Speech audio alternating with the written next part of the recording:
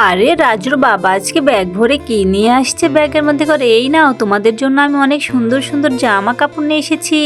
এটা পিঙ্কিকে দিয়ে দাও, আর এটা রাজুকে দিয়ে দাও।